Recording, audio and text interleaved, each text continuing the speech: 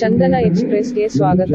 ತನ್ನೂರು ಜಿಲ್ಲಾ ಪಂಚಾಯತ ವ್ಯಾಪ್ತಿಯ ಗ್ರಾಮ ಪಂಚಾಯತಿಗಳಾದ ಹಿರೇಬಾದವಾಡಗಿ, ನಾಗೂರು, ರಕ್ಕಸಗಿ, ಅಮರಾವತಿ, ಬಿಂಜವಾಡಗಿ, ಮರೋಳ, ಹಾವರಗಿ ಗ್ರಾಮ ಪಂಚಾಯತ ಮಟ್ಟದ ಲೋಕಸಭಾ ಚುನಾವಣೆ ಪ್ರಚಾರ ಸಭೆಯಲ್ಲಿ ಹುನಗುಂದ ಮತಕ್ಷೇತ್ರದ ಜನಪ್ರಿಯ ಶಾಸಕರು ಹಾಗೂ ಕರ್ನಾಟಕ ವೀರಶೈವ ಲಿಂಗಾಯತ ಅಭಿವೃದ್ಧಿ ನಿಗಮದ ಅಧ್ಯಕ್ಷರಾದ ಶ್ರೀ ವಿಜಯಾನಂದ ಎಸ್ ಕಾಶಪ್ಪನವರ್ ಭಾಗವಹಿಸಿ ಕಾಂಗ್ರೆಸ್ ಪಕ್ಷದ ಅಧಿಕೃತ ಅಭ್ಯರ್ಥಿಯಾದ ಶ್ರೀಮತಿ ಸಂಯುಕ್ತ ಪಾಟೀಲ ಪರ ಮತಯಾಚನೆ ಮಾಡಿದರು. ಈ ಸಂದರ್ಭದಲ್ಲಿ ಹುನಗುಂದ ಬ್ಲಾಕ್ ಕಾಂಗ್ರೆಸ್ ಅಧ್ಯಕ್ಷರಾದ ಗಂಗಾಧರ ದೊಡ್ಡಮನಿ, ಹಿಂದುಳಿದ ವರ್ಗಗಳ ಘಟಕದ ಅಧ್ಯಕ್ಷರಾದ ವಿಜಯ ಮಹಾಂತೇಶ ಗದ್ದನಕೇರಿ, ಜಿಲ್ಲಾ ಕಾಂಗ್ರೆಸ್ ಪ್ರಧಾನ ಕಾರ್ಯದರ್ಶಿ ಮಹಾಂತೇಶ ಆವಾರಿ, ತಾಲೂಕಾ ಪಂಚಾಯತ್ ಮಾಜಿ ಉಪಾಧ್ಯಕ್ಷರಾದ ಶಂಕರಪ್ಪ ನೇಗಲಿ, ಮುಖಂಡರಾದ ಸಂಗಣ್ಣ ಗಂಜಿಹಾಳ, ಶಿವಾನಂದ ಕಂಠಿ, ಹುನಗುಂದ ಬ್ಲಾಕ್ ಮಹಿಳಾ ಘಟಕದ ಅಧ್ಯಕ್ಷರಾದ ದೀಪಾ ಸುಂಕದ, ಗ್ರಾಮ ಪಂಚಾಯತ ಸದಸ್ಯರು ಸೇರಿದಂತೆ ಬೂತ್ ಮಟ್ಟದ ಅಧ್ಯಕ್ಷರು ಮತ್ತು ಮುಖಂಡರು, ಕಾರ್ಯಕರ್ತರು ಉಪಸ್ಥಿತರಿದ್ದರು.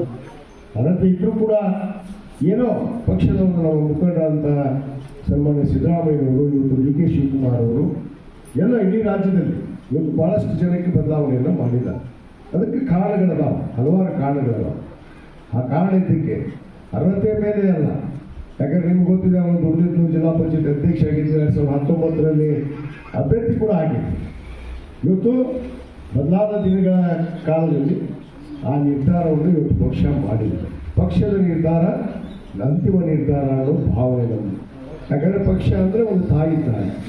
ಇವತ್ತು ತಾಯಿ ತೆಗೆದುಕೊಂಡಂಥ ನಿರ್ಧಾರದ ಮುಂದೆ ನಾವು ಮಕ್ಕಳು ತಿರುಗಿ ಬೀಳಬಾರ್ದು ಅನ್ನೋದಕ್ಕೆ ಇವತ್ತು ಮಾತೃ ಪಕ್ಷವಂತ ಭಾವನೆಯಲ್ಲಿ ಇಟ್ಕೊಂಡು ಏನು ಪಕ್ಷ ನಿರ್ಧಾರ ಮಾಡಿದೆ ಆ ಪಕ್ಷಕ್ಕೆ ನಿರ್ಧಾರಕ್ಕೆ ತಲೆಬಾಗಿ ನಾವು ನಡೆಯುವಂಥ ಕೆಲಸ ಇವತ್ತು ಮಾಡಬೇಕಾಗಿದೆ ಅನ್ನೋ ಮಾತನ್ನು ಎಲ್ಲ ಜನರ ಮನಸ್ಸನ್ನು ಗೆದ್ದಿರ್ತಕ್ಕಂಥವರಾಗಿದ್ರು. ಅವರು ಕೂಡ ಅಷ್ಟೇ ಸಮರ್ಥರು. ಆದ್ರೆ ಇವತ್ತು ಪಕ್ಷ ಆದೇಶವನ್ನು ಮಾಡಿದೆ. ಪಕ್ಷ ನಾವು ಶಿಸ್ತಿನ ಸಿಪಾಯಿಗಳು, ಪಕ್ಷದ ಆದೇಶವನ್ನು ಪಾಲಿಸಬೇಕಾಗ್ತದೆ.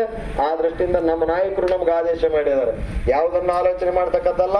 ಇವತ್ತು ಹೌದಾ, ಇಂಥ ಫ್ರೀ ಇಂಥ ಗ್ಯಾರಂಟಿ ಕೊಟ್ಟ ಸರ್ಕಾರ ನಮ್ಮ ಸಿದ್ದರಾಮಯ್ಯ ಸರ್ಕಾರ ನೆನೆಸ್ಬೇಕು, ನೀವು ನೆನೆಸ್ಬಾರ್ದು, ನೀವೇ ಹೇಳ್ರಿ. ಅದಕ್ಕ ದಯವಿಟ್ಟು ಕಾಂಗ್ರೆಸ್ ಇದ್ರ ಬಡು ಹೊಟ್ಟೆ ತುಂಬುತ್ತ.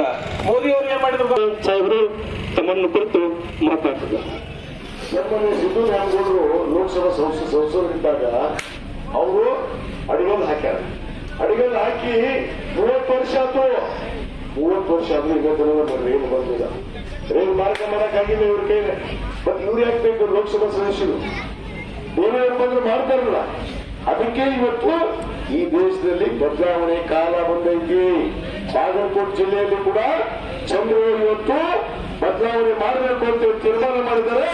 ಅದಕ್ಕೆ ನಮ್ಮ ಸಂಯುಕ್ತ ಪಾಟೀಲ್ ಈ ಸಾರಿ ಲೋಕಸಭಾ ಸಂಸದರಾಗಿ ಹಾಗೆ ಆಗ್ತಾರೆ ಎಂದು ಮಾತನ್ನ ಇವತ್ತು ನಾನು 4 ಬಾರಿ ಲೋಕಸಭಾ ಸದಸ್ಯರು.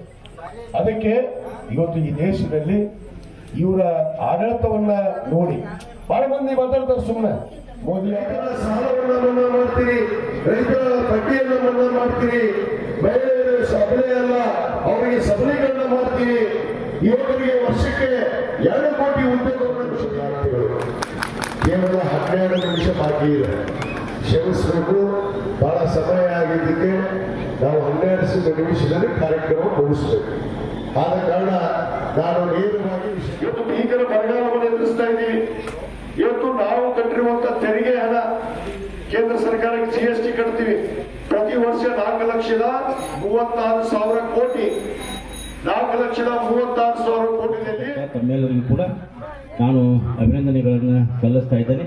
ಮೊನ್ನೆ 2023 ವಿಧಾನಸಭಾ ಚುನಾವಣೆಯಲ್ಲಿ ನಮ್ಮ ನಾಯಕರು ಕೂಡ ನಿರೀಕ್ಷೆ ಮಾಡಿರಲಿಲ್ಲ, ನಮ್ಮ ಮುಖಂಡರು ಕೂಡ ಯಾರು ನಿರೀಕ್ಷೆ ಮಾಡಿರಲಿಲ್ಲ.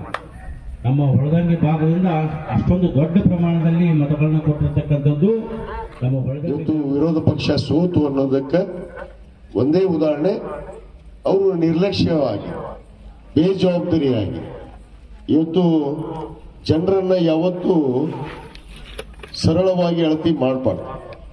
ಇವತ್ತು ಅವರು ತಪ್ಪು ಮಾಡಿದ್ದೇ ಅದು.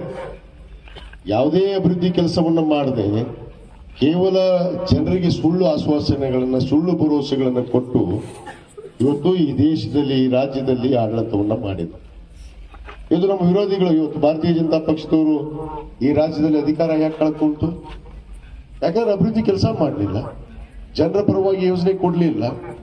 ಯಾಕಂದ್ರೆ 2013ರಿಂದ 18ರಲ್ಲಿ ನಿಮಗೆ ಗೊತ್ತ, ನಾನು ಪ್ರಥಮ ಬಾರಿ ಶಾಸಕರಾದಾಗ ನಮ್ಮ ಸರ್ಕಾರ ಎಂತೂ ಶಿಕ್ಷಕಿತ್ತಂದ್ರೆ ಸುವರ್ಣ ಕಾಲ. ಯಾರ್ಯಾರಿಗೂ ಅಬದ್ಧವಾಗಿ ಮಾತಾಡಬೇಡ. 4 ಬಾರಿ ಸಂಸದರು ನಮ್ಮ ಗದ್ದಿಗೌಡರು, ಪಾಪ ಬಹಳ ಒಳ್ಳೆಯವರು, ಬಹಳ ಒಳ್ಳೆಯವರು, ಕಾಮಧೇನು ಇದ್ದಂಗೆ ಅವರು. ಮುಂದೆ ಬಂದ ಹಾಯಂಗಿಲ್ಲ, ಹಿಂದೆ ನೋಡ್ರು ಒದೆಯಂಗಿಲ್ಲ. ಗಪ್ರ ಇಲ್ಲಿಂದ ಡೆಲ್ಲಿಗೆ ಹೋಗ್ತಾರೆ, ಮಕ್ಕೊಂತಾರೆ, ನಿದ್ದೆ ಮಾಡ್ತಾರೆ, ಮತ್ತೆ ಬರ್ತಾರೆ ಡೆಲ್ಲಿಯಿಂದ ಬಾಗಲಕೋಟೆಗೆ.